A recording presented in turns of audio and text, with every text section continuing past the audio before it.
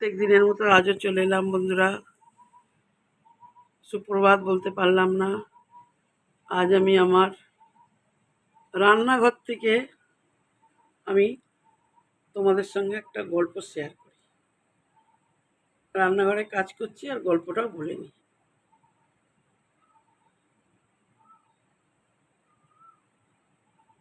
একটা সন্তান তার পিতামাতার অন্ধ ভালোবাসায় সে পরবর্তীকালে কতটা অবহেলিত, অপমানিত এবং সে কতটা কষ্ট পায় সেটাই আজকে বলবো।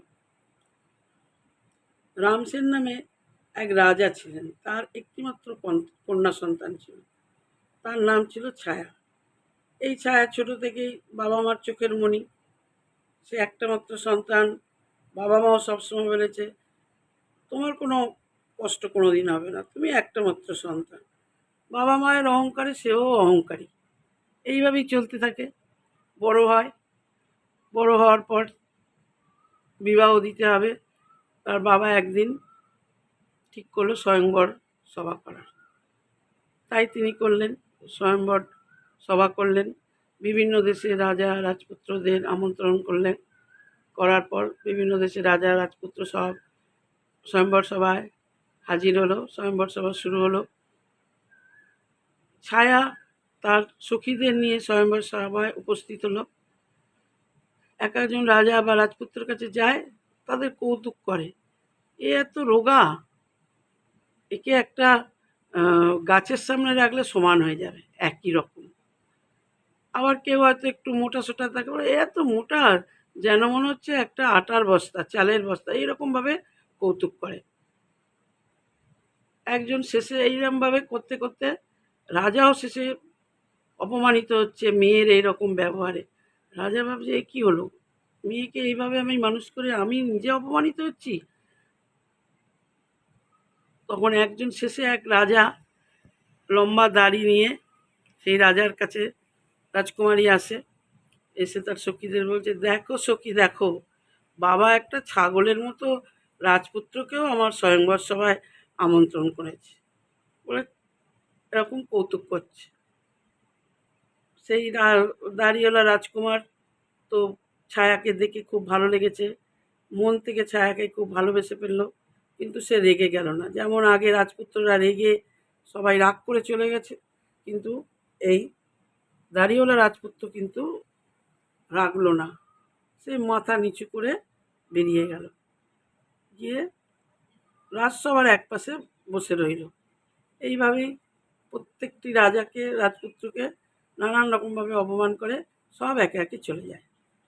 সেই সময় সেই রাজসভায় তার যে সভাসদগণ ছিল রাজার, তাদের সামনে রাজা প্রতিজ্ঞা করল যে কালকেই এই মেয়েকে আমি এক ভিক্ষুকের হাতে তুলে দেবো। এই মেয়ের এত অহংকার কেন হলো, এবার দেখুক যে মানুষকে ছোট করার কি ফল। ভিক্ষুকের হাতে ধরে দেবো, সে ভিক্ষুক যা করবে ও সেইভাবে ভিক্ষুকের কাছে থাকবে। যা বলা তাই। পরের দিন এক ভিক্ষুকের হাতে মেয়েকে তুলে দিল। ছায়া বলল, এ কী করলো পিতা, আমাকে এইভাবে মানুষ করে, এইভাবে সব কিছু ধনসম্পত্তি দিয়ে, এইভাবে আদর করে মানুষ করে এক ভিক্ষুকের হাতে আমায় তুলে দিল, আমি যাব না। কান্নাকাটি, ছায়ার মা কান্নাকাটি। কিন্তু রাজা তো একদম সবার সামনে কথা দিয়েছে, ভিক্ষুকের সঙ্গেই তোমায় যেতে হবে, ভিক্ষুকের সঙ্গে আমি বিয়ে দেবো। এবারে জোর করে ভিক্ষুকের সঙ্গে পাঠিয়ে দেয়। ভিক্ষুকের সঙ্গে যেতে যেতে এক জায়গায় যায়, গিয়ে একটা বনের মধ্যে, একটা অরণ্যের মধ্যে ঢুকে দেখছে প্রচুর গাছপালা ফলে ভর্তি, আর রাস্তাঘাট পরিষ্কার, যেন চারিদিকে সাজানো একটা। তখন রাজকুমারী ছায়া বলে, এটা কার জায়গা এত সুন্দর? বলছে, এটা একটা রাজার। তখন রাজকুমারী ভাবছে, নিশ্চয়ই এই রাজা আমার স্বয়ংবর সভায় ছিল, আমি যদি বিয়ে করতাম তাহলে আমার এইরকম সুন্দর রাজপ্রাসাদ হতো, এইরকম গাছপালা অরণ্য কি সুন্দর হতো বলে সেইখানে একটা কুটির করে সেই রাজা ছায়াকে রাখে। ছায়া বলে, এইখানে আমি কি করে থাকবো, এই কুটিরে আমার থাকা অভ্যাস নেই, তো থাকতেই হবে, তোমার পিতা আমার হাতে তুলে দিয়েছে, আমি যেমনভাবে তোমায় রাখবো তুমি সেভাবেই থাকবে। এই বলে রাজা বলে, কে পরিষ্কার করবে, এই কুটিরে এত নোংরা পাতা, তোমাকেই পরিষ্কার করতে হবে। যাক, সেইভাবেই থাকে। একদিন রাজা বলছে যে আমার তো এই ভিখারি বলছে যে আমার তো কিছু নেই, যা ছিল সব শেষ হয়ে গেছে খাওয়া, এবার আমরা কিভাবে খাবো? এই গাছের ফল পেড়ে দিই, আম গাছ ছিল, বলে এই আম গাছের আম পেড়ে দিই, তুমি আম বাজারে নিয়ে গিয়ে বিক্রি করো। ছায়া বলছে কি করে করি, আমি তো রাজার মেয়ে, আমি কখনো আম বিক্রি করে এনে দিতে পারি? আমি বাজারে যেতে পারবো না। বল যেতেই হবে, না হলে তো খেতে পাবো না।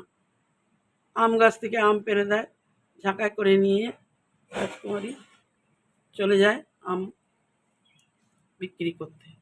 আম বিক্রি করতে যাওয়ায় এক রাজা সেই ঝাঁকার আম লাথি মেরে ফেলে দেয়, ফিরে আসে। তখন ভিখারি বলে দাও কি, কত পয়সা পেলে? বলছে আমি তো পাইনি, একজন রাজা ঝাঁকায় লাথি মেরে আম সব ফেলে দিয়েছে। বললো ঠিক আছে, কি আর করা যাবে, তোমার একটা কাজের ব্যবস্থা করেছি। এক রাজার বাড়ি রাঁধুনির সঙ্গে তুমি সাহায্য করবে, সেইখান থেকে যা খাবার পাবে সেটাই আমাদের দুজনের হয়ে যাবে। এই বলে সেটাই করলো, কিছু করার নেই। রাঁধুনির সঙ্গে সাহায্য করে, যা খাবার আনে দুজনে খায়। থাকতে থাকতে একদিন সেই রাজবাড়ির জানলা দিয়ে দেখছে রাজবাড়ির সামনে প্রচুর লোক জমা হয়েছে, খুব আনন্দ উৎসব হচ্ছে। কি হচ্ছে সেটা বুঝতে পারছে না। তখন খুব ইচ্ছা হলো যে এরকম রাজাদের মনে হয় এরকমই তো হয়, আমার পিতারও হতো, আমি যদি রাজাকে বিয়ে করতাম আমিও এইভাবে আনন্দ করতাম। বলে তাড়াতাড়ি করে খাবার দাবার দিয়েছে, খাবার নিয়ে চলে যাচ্ছে। যেতে যেতে সেই সবার কাছে বলে দেখতে গেছে, বলে একটু দেখি কি হচ্ছে। যেই যাওয়া অমনি সেইখান থেকে একজন দাড়িওয়ালা রাজা এসে তার সঙ্গে ধাক্কা লাগে এবং তার খাবারগুলো সব পড়ে চারিদিকে ছিটিয়ে পড়ে। তখন বললো এ কি, এগুলো কোথা থেকে নিয়ে এলে? তখন বললো আমি তো এই বাড়ির রাঁধুনির কে সাহায্য করি, তাই আমি যা খাবার পাই আমার স্বামী আর আমি খাই। তখন সেই দাড়িওয়ালা তখন তার হাতটা ধরে বলল, আমি সেই ভিখারি, তোমাকে পরীক্ষা করার জন্য আর তোমার বাবার আদেশে আজ আমাকে এইরকম ভিক্ষুক সাজতে হয়েছে, সেজে তোমাকে কষ্ট দিলাম তোমার বাবার আদেশে। দেখো, মানুষকে ছোট করলে কি হয়, কোনো মানুষ কোনোদিনও ছোট নয়, সবাই সমান।